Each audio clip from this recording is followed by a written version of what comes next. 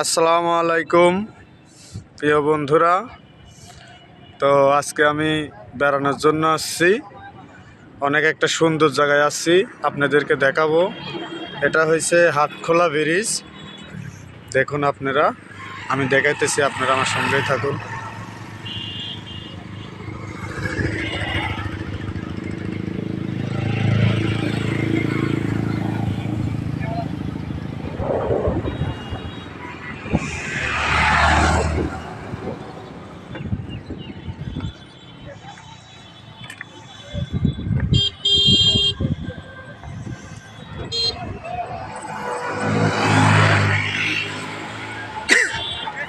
এই যে নিচে পানি, ওই পারে দেখুন একটা কত সুন্দর ব্রিজ।